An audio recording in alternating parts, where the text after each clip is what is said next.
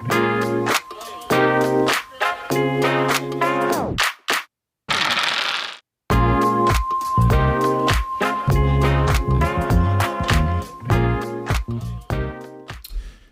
I'm Josh. I'm Josh. And I'm not Josh, but together we are Joshing around in AA.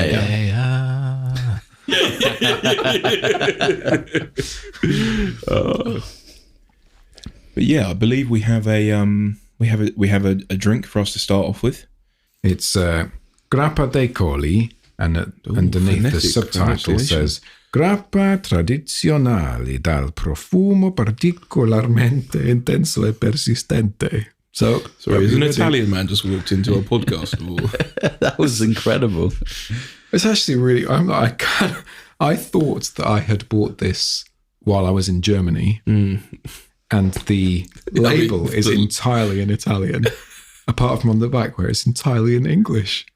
So I have no idea where I got this from. It's an international drink. Yeah, Great. Grappa anyway, which I'm assuming means grape. Yeah, why not? Yeah, that does seem right, doesn't it? Thank you. Just a little bit. I'm driving home. Yeah, that's good. There you go. Ooh. I want to say it smells floral. I don't really know what the notes on it are. What is this drink? Is it like just a liqueur of some description? I think that this is effectively the equivalent of a port, but for a white wine instead of a red wine. Right, okay. Josh has That just is the look on the tried face that. of the first time I tried it as well. Wow. Josh is wincing very hard after sipping that. This is the sort of thing I think to drink after you have drunk enough that you don't taste it. Yeah. Oh my goodness, man. That's like drinking a whiskey. Whoa. It's like drinking white spirit. That's what that is. I feel like I need to dip my paintbrushes Yeah, I in was it going to say, clean. you can thin your paint with that. strip a mini with it. I'll tell you what, don't worry about getting like mineral spirits. Just dunk your thing into Grappa Del whatever. Man, what do you say? 40%? 40%, yeah. Yeah, that's a lot of alcohols. God, I tell you what, I just mix this in with a bit of meat and I might just be able to drink it. No, you know what, Sam, thank you very much for sharing this with us. It's an experience I've never had. It really is like drinking. I mean, it makes sense, right? Because whiskey is probably about that percent as well, right? I mean, the legs on it, though. I mean, have you seen it? Just like it takes ages to fall back down the glass. Is that just me? It's quite viscous. A viscous beverage. Anyway, right, Conquest. We have a listener question. It's actually the second part of an email that our friend Armand sent to us. So the second part of this question is: I've been playing First Blood quite regularly, but about to make the stride into Last Argument. What would be a good starter list, and what would be a good meme list? So I'm going to throw the baton over there to our resident Old Dominion expert, because I believe he is an Old Dominion player. So yeah, Josh, what's a good sort of what's a good starter list, and then what's a good silly list that you could play? Well, I always think, a little bit value for money, but I always think getting the starter sets just feels like a good place to begin. I mean, makes sense. Yeah, and I'm trying to remember off the top of my head 'cause they've just changed the new one. I believe it's an Archimandrite.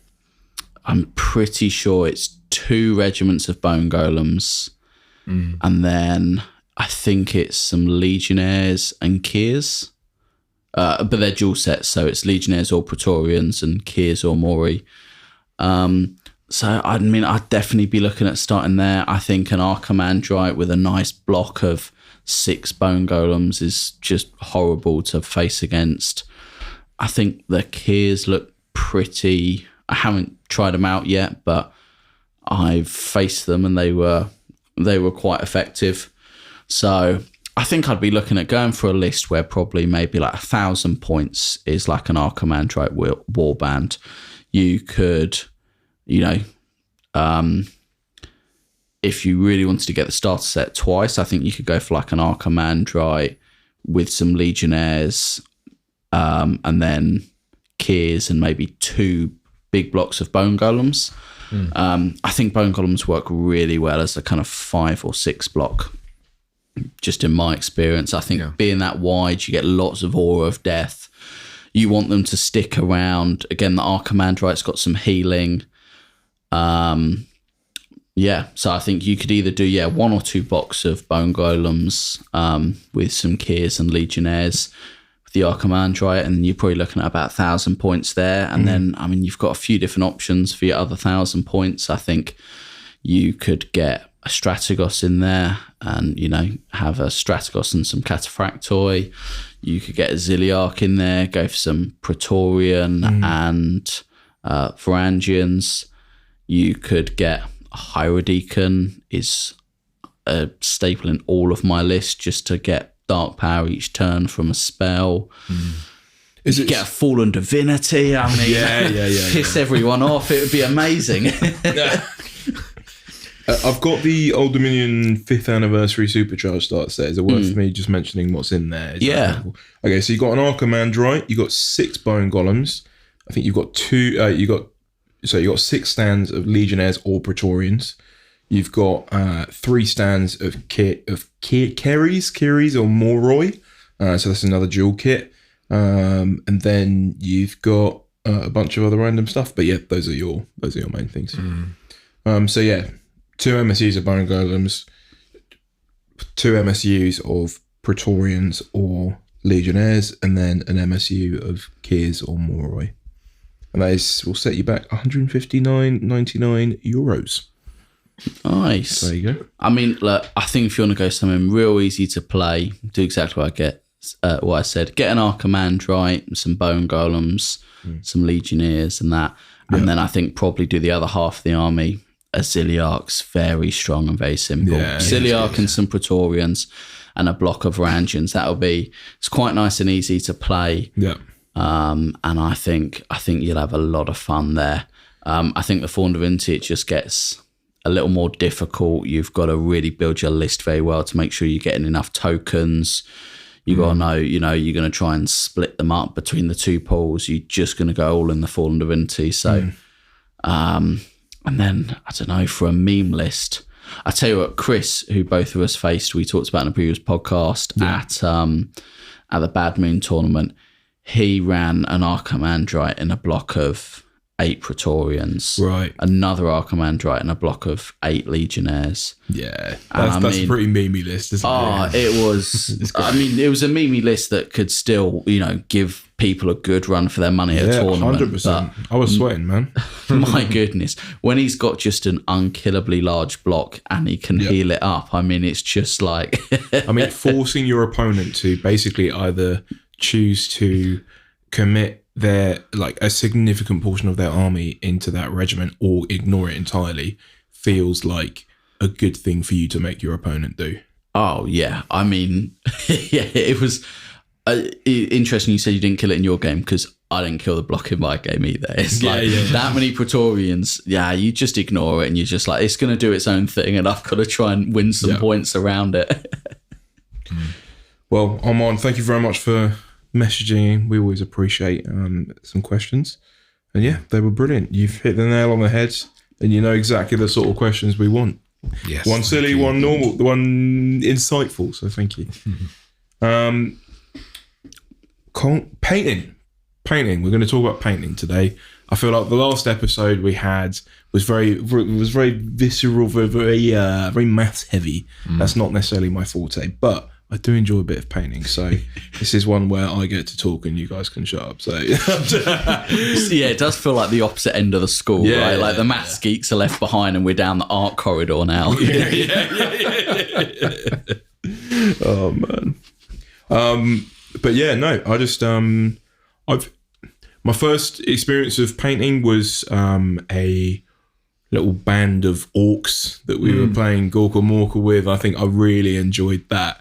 One of my favourite moments was, Sam, I actually brought you round to mine because I'd never painted anything before, so I didn't know what to do. And so you came round to help me with painting these orcs so that I could come and play them in our Gorka Morka games. And at the time, I was living in a flat, basically an old house that had been converted into several flats. And I was the flat below. There was a lot of commotion going on, basically, and a huge domestic going on. And so I basically, there's a point at which I leave to see what's going on. And by the time I come back, what happened is I was gluing my minis together, and I basically was sort of half done gluing the torso of my most important character, the knob, who was like the leader of the band. And so I kind of like in the panic of the moment, I just dropped the mini and it just rushed down the stairs to see what's going on. And when I came back up eventually, after all this had happened, he was just like bent over, like almost like a 90-degree angle. So his torso was just sticking forward. And honestly, every game that happened since, he was just like toppling over all the time. Every time I'm just like, oh man. At least you had a good excuse, because I glued one of my Ugir the wrong way round, so his knees are facing backwards. And just every game I play, I just get to look and see that I'm a complete idiot. I didn't have any distraction. I just that's brilliant. Oh man, yeah. I think we'll give ourselves cut ourselves some slack because we had not had much experience. Actually, I mean, you had some Warhammer before though, didn't you? So I did. My first forte was in Warhammer. Did a starter set for a while, and a friend convinced me to go buy some, and I've got some very badly painted Space Marines somewhere. I remember playing with them. No, the Space Marines were fine. They're just like blue. I think you started painting the Death Guard, and I feel like that's quite a difficult thing to start painting as your first miniatures. Oh, I picked the Space Marines. Like, my other mate had to attempt the Death Guard. Oh, that was him doing that. Yeah. Yeah, I was like, I'll spray paint them blue and then just do some like silver touches here and there. That'll be easy. But it was still so hard trying to get in all the helmets and all the rest. Yeah.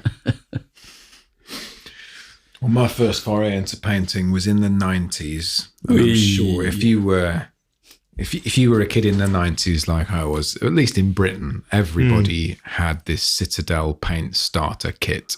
Right. Which had got like a paintbrush, rubbish paintbrush, 8 different little paint pots. Yep. And then you got 2 minis with it. One from Warhammer 40k and one from Warhammer, like fantasy. Yes. Warhammer. There was a Space Marine and a Chaos Knight. Nice. I've lost the Chaos Knight. Oh, good. I think I might have lost the Space Marine as well. But anyway, I painted that one blue, and I tried to follow their instructions to put sand on the base and then paint the whole thing green and everything. Pretty embarrassing now.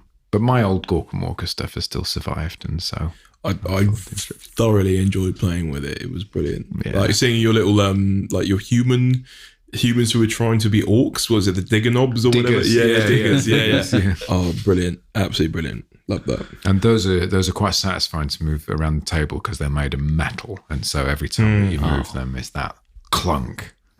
Yeah. Oh man. Yeah, I kind of liked your diggers because they all sort of had the same color scheme going with them, and I think that worked quite well. And it was just like you put them all out and they're like, yes, these are all their own thing, and they really contrasted from the green orcs that you have in another band. You're like, right, those are their own thing, they're one war band, and that's clearly one player's army. Yes. I think, Josh, what I like about your army as well is definitely very cohesive. Like, you've got your scheme, so this is your conquest army, right? Like your old Dominion. I think you've got this ghost effect, and it's really cool. And yeah, I just enjoyed your army scheme in that sense.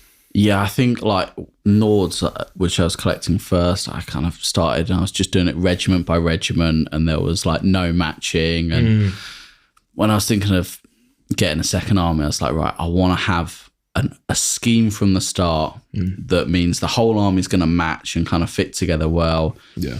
And then also, being a man who prefers the playing to the painting, I was like, I need something I can get done like quickly, and like it's not. I'm not going to spend an age on it. So yeah, I went for this cool ghost scheme, and I painted a whole new army in less time than it would have taken me to finish my remaining Nords. It was just, I think, having a a target and an aim and a kind of goal from the outset just made it so much easier. So I'd to anyone else who's not a huge painter like me, work out something that's going to be easy and achievable before you start, and it makes it so much better. And then now people look and compliment my army, and I think, man, it's poorly painted. It was just well planned. Man, yeah, no, I think I really do like them. I think they look great, and you look at that and you know exactly what it is. Right, I'm not like going, oh, why are these guys green? It's like, right, they're ghosts, awesome.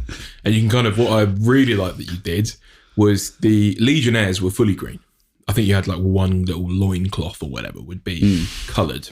Get my 3 colours in there. yeah. Also, I love that you chose the loincloth for that.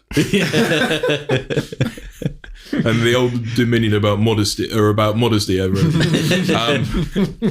we can't have no see-through loincloth. But then, like, your Praetorians, right? Like, I don't know whether it was a shoulder pad or something, or their little plumes on their helmets, you actually coloured in. And then you finally got your Fallen Divinity, where I think the broken wing is still the ghost effect. But then you've done this lovely, like, kind of colour cascade across the feathers on her right-hand wing. And it looks amazing, man. And you put a lot of effort into that Fallen Divinity, and you painted it quite quickly as well, from what I remember. And I was really impressed by that. I just remember it was one of the first models where I was like really having fun painting it. And I wasn't just painting it because it's way nice having a painted army.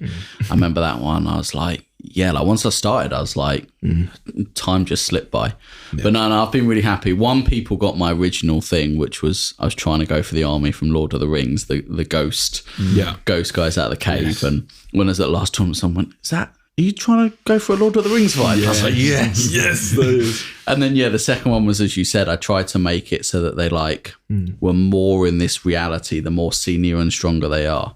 So if you're just a basic Legionnaire, you're like 90% ghost effect and like 10% stepping into reality. And by the time you go up to the Fallen Divinity, it's like 10% ghost effect, 90% kind of fully painted. And so hopefully as well, it even gives people a threat level of the different regiments, which I thought was fun.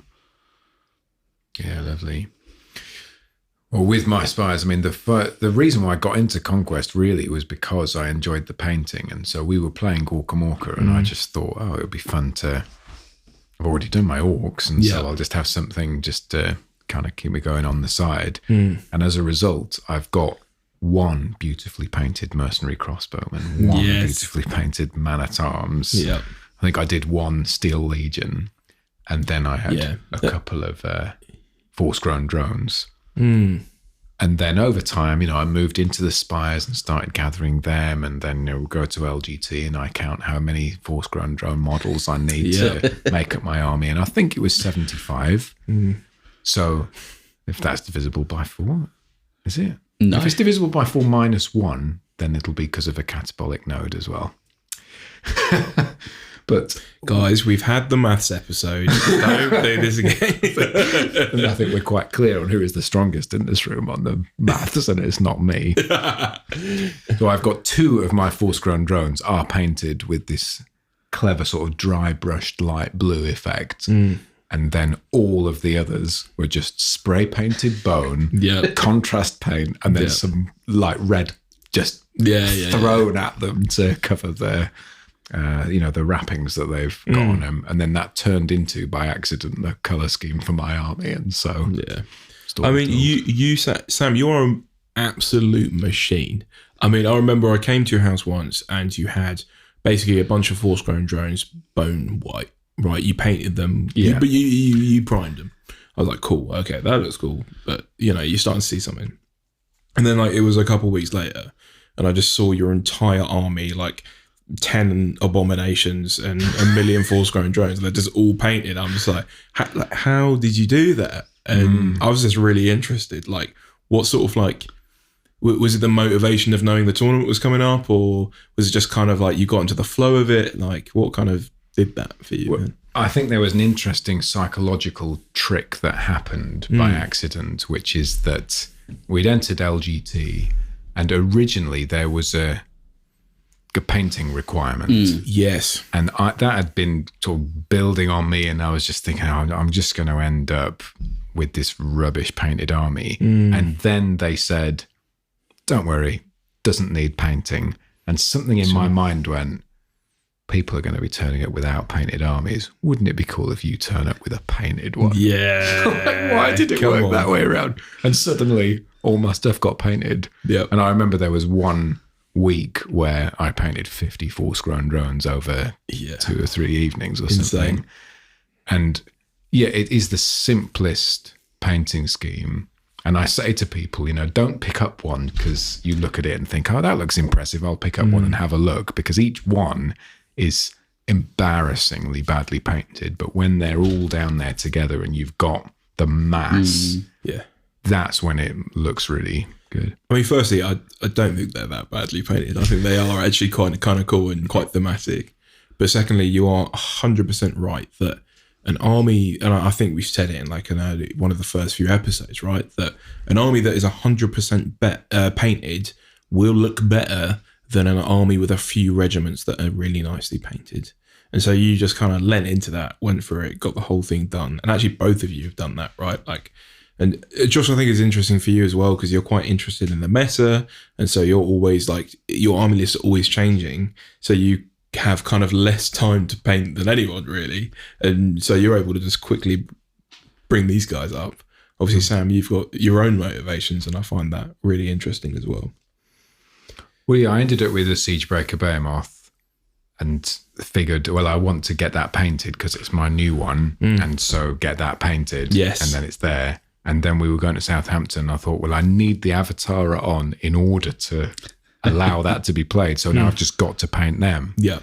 It's really interesting. It was lovely talking to David Richardson, who's a Spires player, a Vanguard from the South Coast. And he's got his own lore around his avatar, around that they're this playing in this virtual reality environment, and that the clothes that they're wearing are like the upgrades that they've bought in the in-game currency.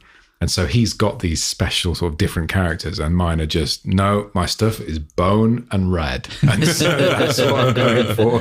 Yeah. And everything just, it kind of looks like it's come out of the same shop. Yeah. Man. Yeah, I love painting, obviously. I feel like sometimes when I'm like, I've had a few games where I've not done as well as I'd liked, and maybe it's I'm on like the third loss in a row.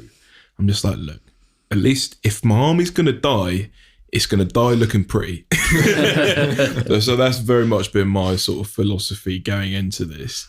I paint at a snail's pace, but I think the more I think about it, the more I'm like, I actually don't. I paint at a fairly normal pace. It's just I do more painting per model than other people seem to do. Yeah. And so like I really enjoy, I'm like, mate, I've spent so much money on these minis.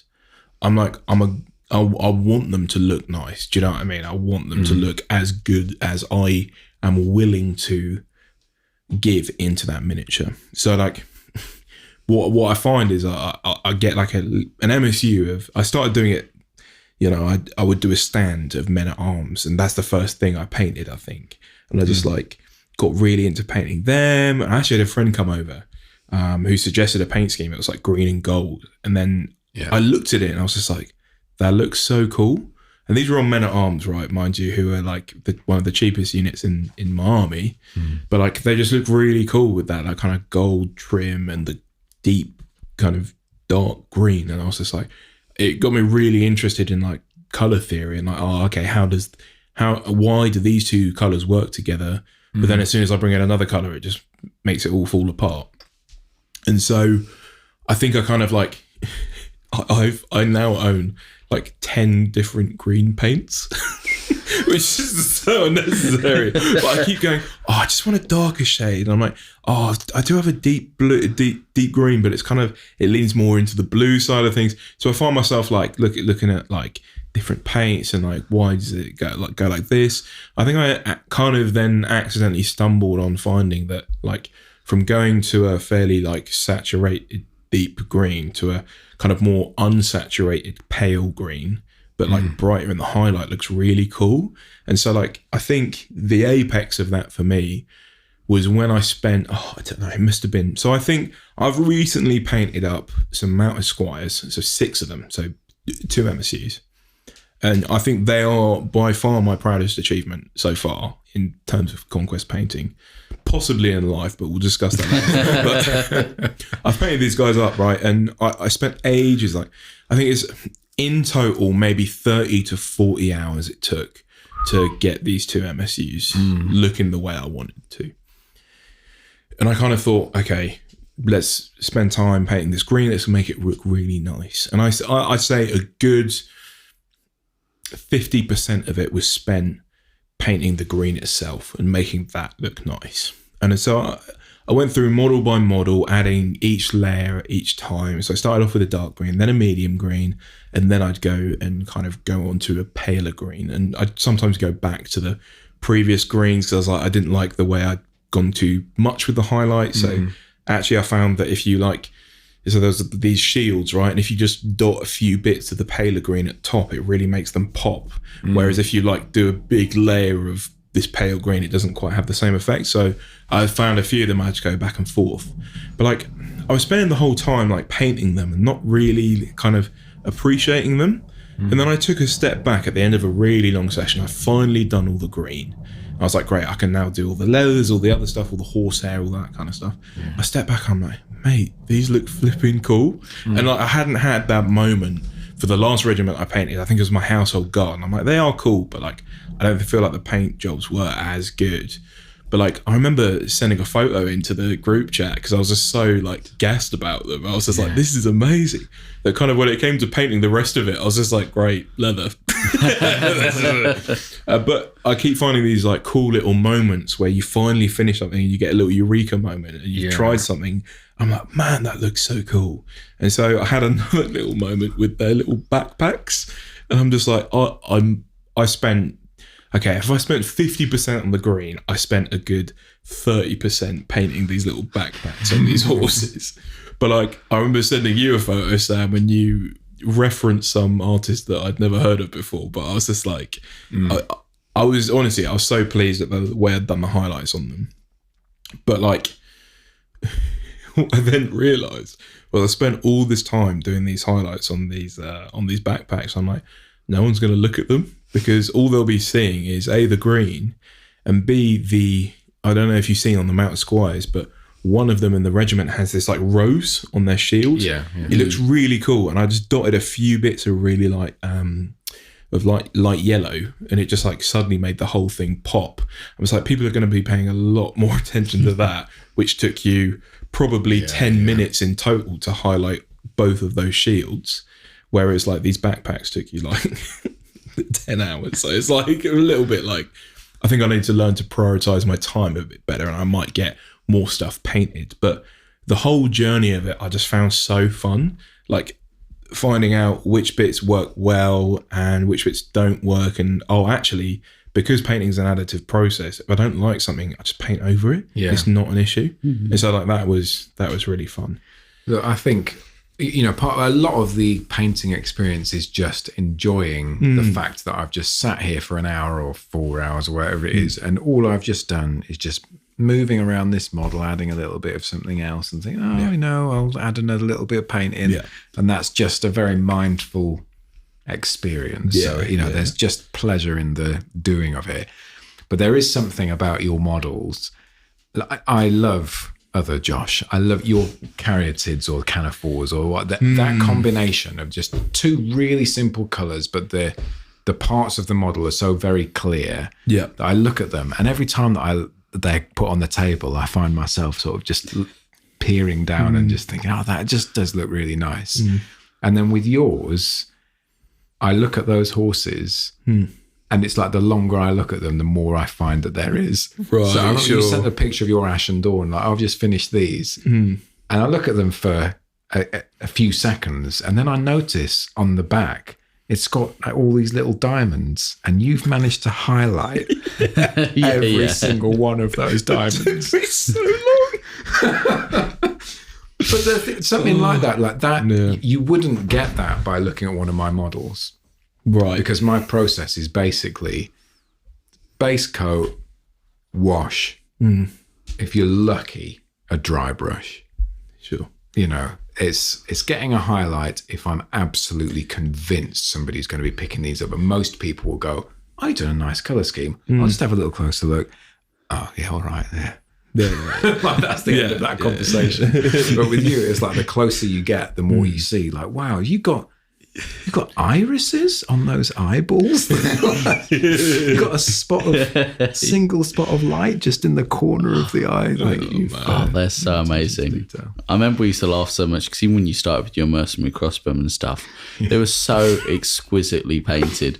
But I remember we used to laugh at you each week and say, you probably spent longer painting them than they will ever spend on any board because they just die straight away. Yeah. I've also done that with my mounted squires because they just die straight away. You just run them off the board and they're killed.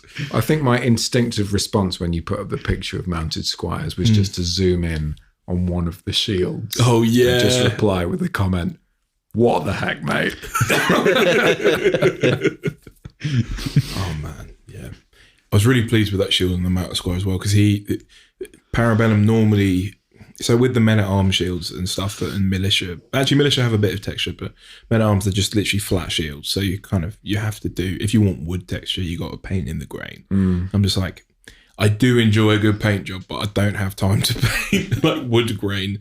I think it's something I'd like to try at some point. That would be cool, but today's not the day, right?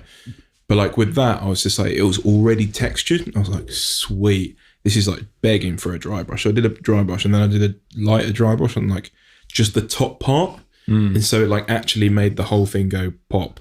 And like sometimes what I find is the last 10% you do really just is the cherry on top and like makes the whole thing make sense. 100%, it's like a sudden moment where you've just like, I don't know, you've put the puzzle together in a certain way that it suddenly every piece fits. And it's just like, it looks so much better for it. And there's those little moments that I just love discovering. I thought that with my Strix. Yeah. So like the Strix, it's just like this bone body and sort of either on mine, I've done this sort of purple wing colour and then the trees are just like a brown. Yeah. And I was looking at it thinking, this just looks like a bit of a mess. And so I tried, I did a little bit of rope on them and did a bit of silver on them. And suddenly with the bits of silver, it just suddenly came to life a little bit more. And then I did this like random green or orange or blue dry brush, just randomly on different ones. Nice. And suddenly that's my favourite unit. Yeah. All of that together is just this massive wings. And it's like the bodies are in there somewhere. Yeah. And it all hangs together. But yeah, that final piece, which took me 10 minutes out of a 4-hour job, that's the thing that suddenly makes it a really 100%. Nice model. Yeah. They are really cool, your Strix. They are really great. Yeah. Thank you. Yeah. And what's great as well with yours is because they regenerate, you get to spend a lot of time taking them on and off the board and just flashing them past your opponent. Yeah. It's just like, I'm just going to put my regiment on the board. Oh, look at that. Yeah. Man, that's good. Is there anything else you guys wanted to talk about in terms of painting? I think we have maybe a little bit of time left. Let me just double check. We have a lot more time. This is a really short podcast.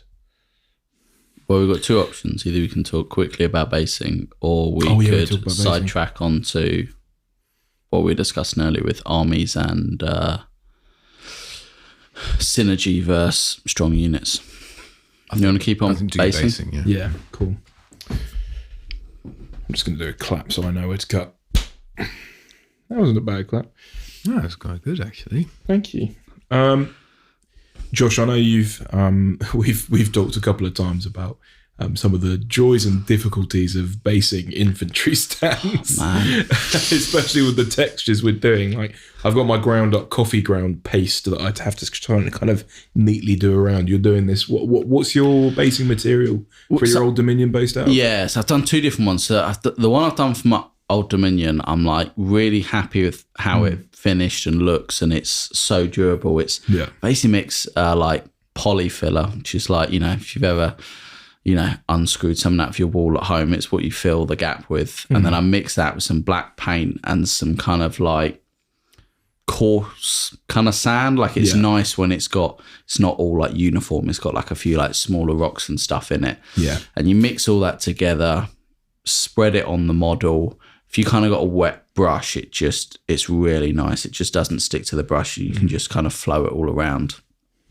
But it's just fiddly. Takes a lot of time. Especially on the like regiment stands. Like I've done all the like actual models, you know, individually, and then those bases and trying to like get it on all these like thin gaps between the two circles. I've spent a lot of time like just carefully getting in between.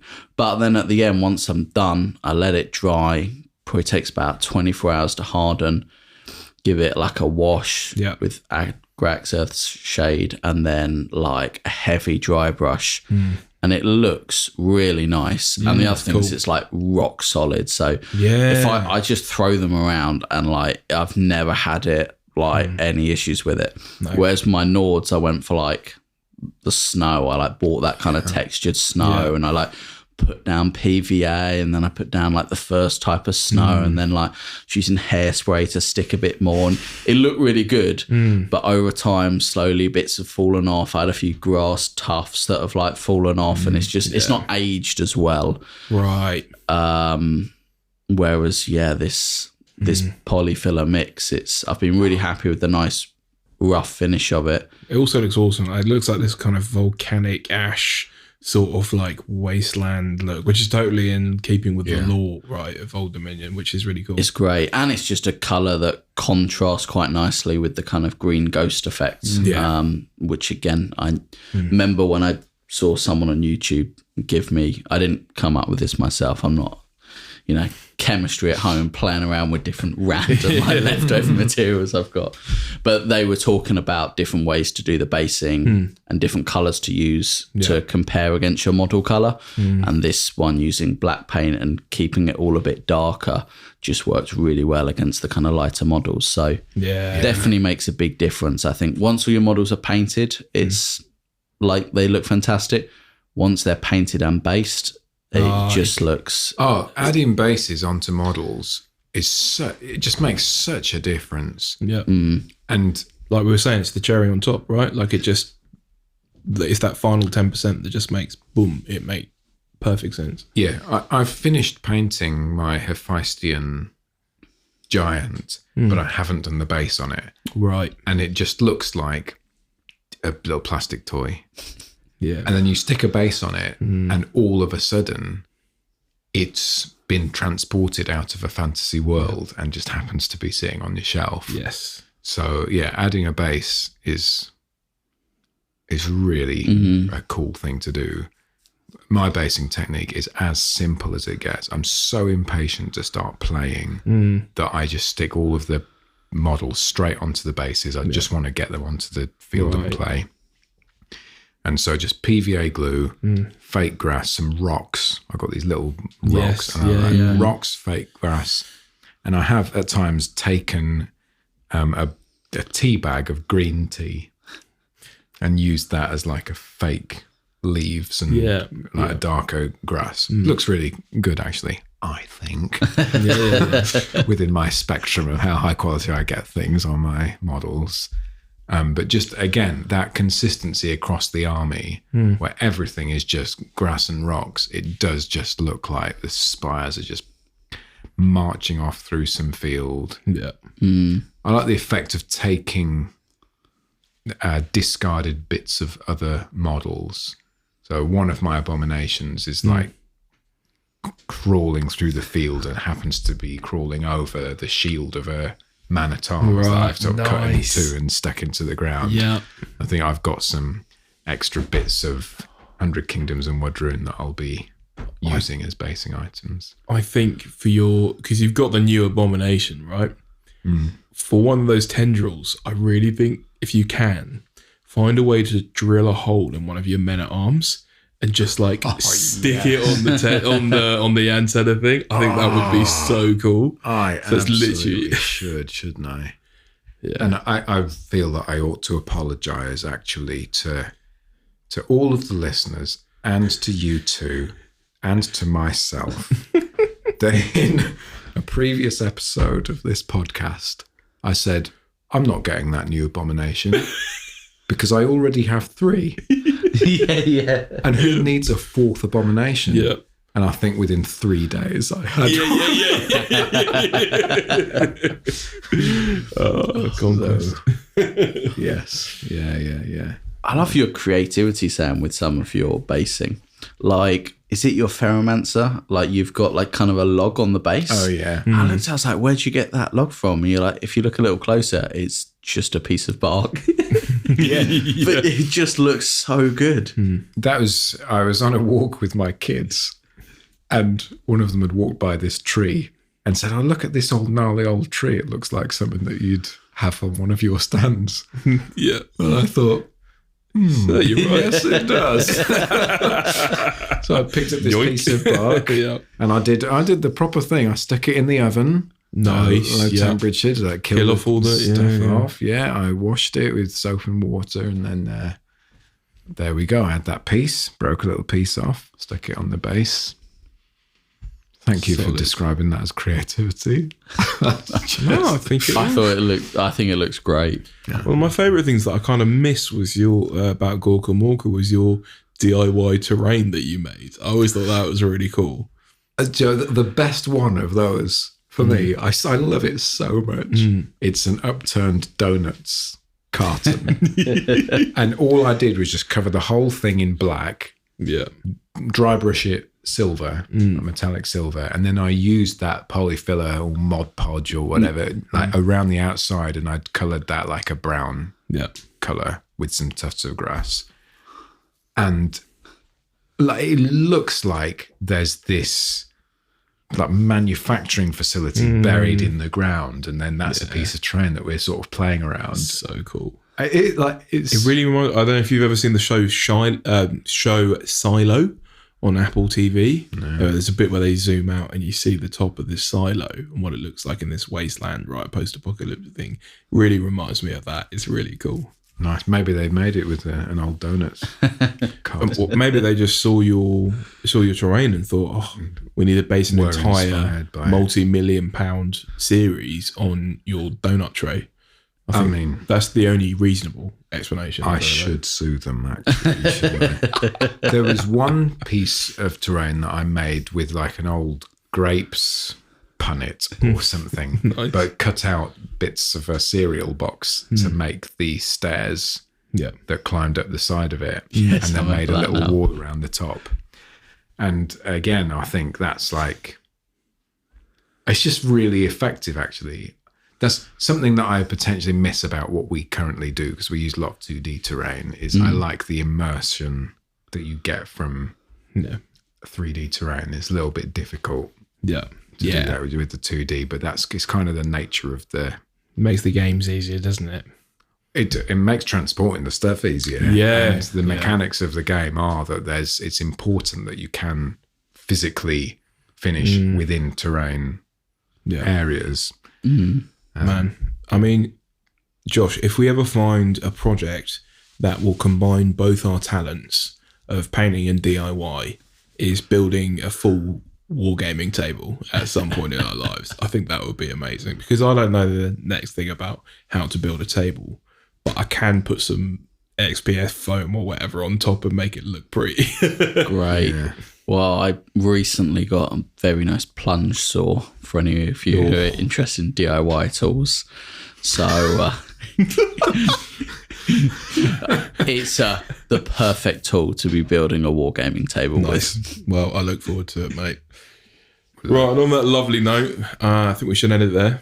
Thank you so much for listening again. This has been Joshing Around in Air. We have an email address. Sam, why don't you tell us what this lovely email address is? Yes, the email address is joshingaroundinair@gmail.com. Brilliant. And what should people do with this email address? They should send photos of themselves along Yeah. with models and as many questions and comments as they can squeeze into an email so that we can respond to them live on the air. Yes. recorded. Live on the But air it was while live we are at one speaking. point. Yes. Great. Well, thank you very much for listening, and see you next time. Thank you for listening.